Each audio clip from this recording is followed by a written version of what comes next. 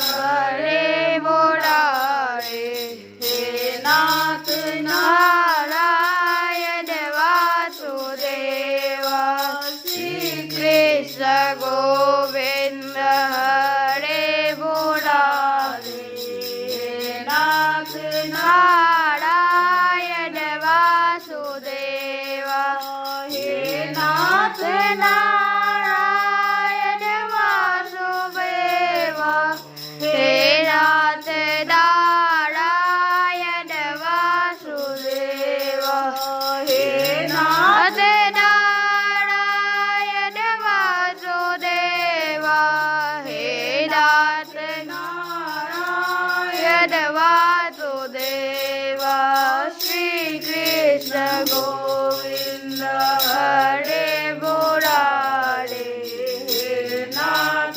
नारायण वासुदेवा, हरे राम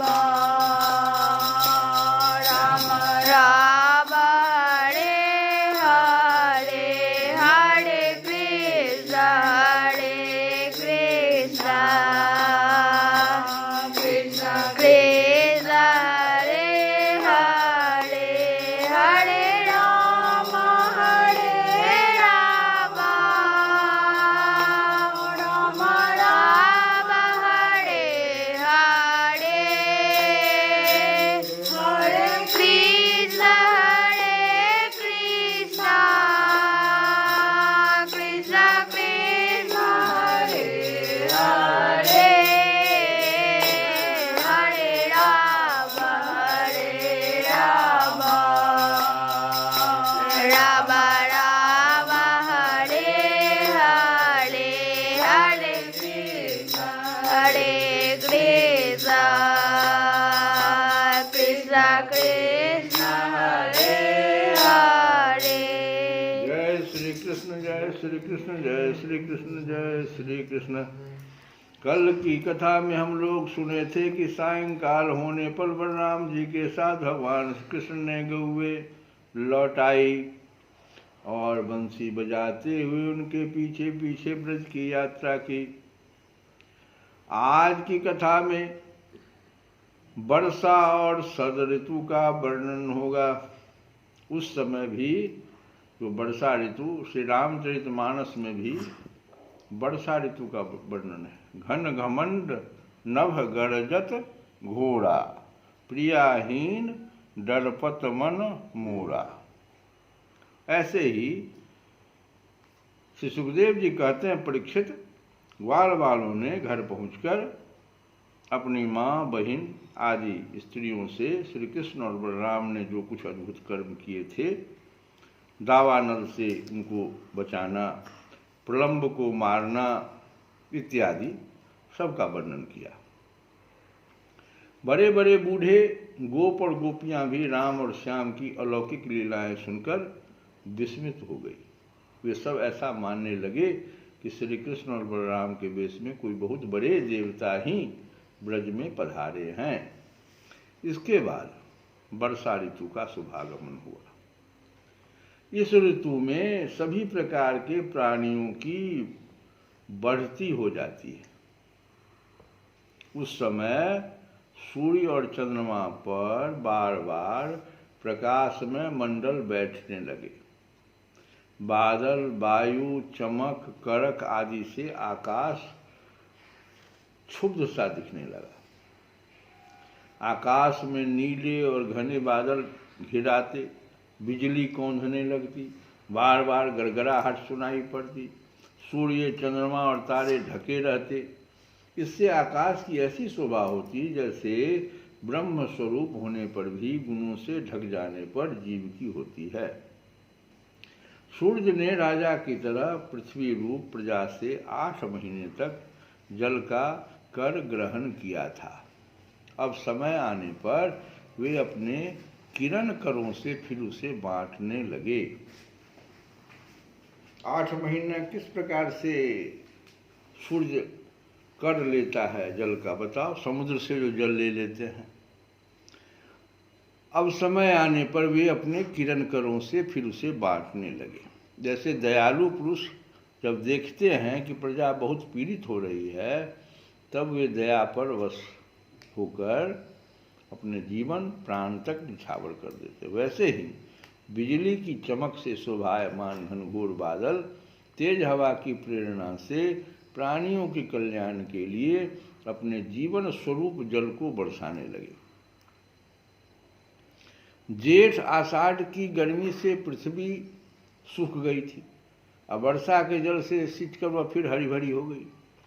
जैसे ये बात को ऐसे समझो कि जैसे सकाम भाव से तपस्या करते समय, सकाम भाव कोई कामना करके हम और तपस्या कर रहे हैं, करते समय पहले तो शरीर दुर्बल हो जाता है, परंतु जब उसका फल मिलता है तब हृष्ट-पुष्ट हो जाता है। वर्षा के सायंकाल में बादलों से घना अंधेरा छा जाने पर ग्रह और तारों का प्रकाश तो नहीं दिखलाई पड़ता, परंतु जुगनू चमकने लगते हैं। जैसे कलयुग में पाप की प्रबलता हो जाने से पाखंड मतों का प्रचार हो जाता है और वैदिक संप्रदाय लुप्त हो जाते हैं। ठीक इसी प्रकार से वर्षा के सायंकाल में बादलों से घना अंधेरा छा जाने पर ग्रह और तारों का प्रकाश तो नहीं दिखाई पड़ता, लेकिन जुगनू जरूर चमकता है। पाखंडी लोगों का मत, जैसे कलयुग में जो मेढक पहले चुपचाप सो रहे थे, अब वे बादलों की गरज सुनकर टर टर करने लगे। जैसे इसको भी जैसे नित्य नियम से निवृत्त होने पर गुरु के आदेशानुसार ब्रह्मचारी लोग वेद पाठ करने लगते हैं। छोटी छोटी नदियां जो जेठ आषाढ़ में बिल्कुल सूखने को आ गई थी, वे अब उमड़ घुमड़ कर अपने घेरे से बाहर बहने लगी। जैसे सारे जगह जैसे को सुनने की बहुत जरूरत। जैसे अजितेंद्रिय पुरुष के शरीर, अजितेंद्रिय पुरुष के शरीर और धन संपत्तियों का कुमार्ग में उपयोग होने लगता है। जो जितेंद्रिय हैं उन्हीं करने लगा, लेकिन अजितेंद्रिय हैं उनका धन संपत्ति कुमार्ग में। पृथ्वी पर कहीं कहीं हरी हरी घास की हरियाली थी, तो कहीं कहीं वीर बहुटियों की लालिमा, तो कहीं कहीं बरसाती छत्तों, सफ़ेद कुकुरमुत्ता को कहते हैं बरसाती छत्ता, के कारण वह सफ़ेद मालूम देती थी। इस प्रकार उसकी ऐसी शोभा हो रही थी मानो किसी राजा की रंग बिरंगी सेना। सब खेत अनाजों से भरे पूरे लहला रहे थे। उन्हें देखकर किसान तो मारे आनंद के फूले न समाते थे, परंतु सब कुछ प्रारब्ध के अधीन है। यह बात न जानने वाले धनियों के चित्त में बड़ी जलन हो रही थी कि अब हम इन्हें अपने पंजे में कैसे रख सकें। नए बरसाती जल के सेवन से सभी जलचर और थलचर प्राणियों की सुंदरता बढ़ गई थी। जैसे भगवान की सेवा करने से बाहर और भीतर के दोनों ही रूप सुधर जाते हैं। नए बरसाती जल के सेवन से सभी जलचर और थलचर प्राणियों की सुंदरता वैसे ही बढ़ गई थी जैसे भगवान की सेवा करने से बाहर और भीतर के दोनों ही रूप सुधर जाते हैं। वर्षा ऋतु में हवा के झोंकों से समुद्र एक तो यूं ही उत्ताल तरंगों से युक्त हो रहा था, अब नदियों के संयोग से वो और भी क्षुब्ध हो उठा। ठीक वैसे ही जैसे वासना युक्त योगी का चित्त इस विषयों का संपर्क होने पर कामनाओं के उभार से भर जाता है। मूसलधार वर्षा की चोट खाते रहने पर भी पर्वतों की कोई व्यथा नहीं होती थी। जैसे दुखों की भरमार होने पर भी उन पुरुषों को किसी प्रकार की व्यथा नहीं होती जिन्होंने अपना चित्त भगवान को ही समर्पित कर रखा है। जो मार्ग कभी साफ नहीं किए जाते थे वे घास से ढक गए और उनको पहचानना कठिन हो गया। जैसे जब द्विजाति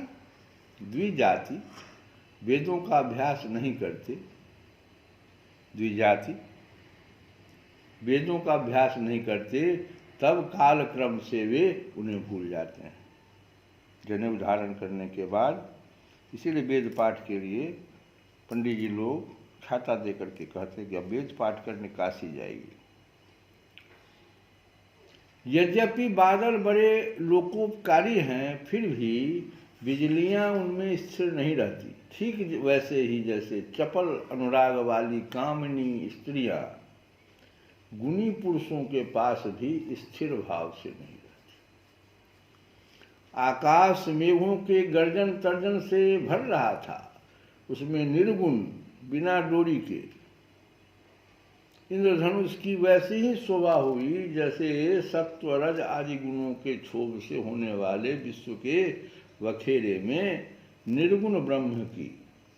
यद्यपि चंद्रमा की उज्ज्वल चांदनी से बादलों का पता चलता था, फिर भी उन बादलों ने ही चंद्रमा को ढककर शोभाहीन बना दिया था। ठीक वैसे ही जैसे पुरुष के आभास से आभासित होने वाला अहंकार ही उसे ढककर प्रकाशित नहीं होने देता। श्री कृष्ण गोविंद हरे मुरारे नाथ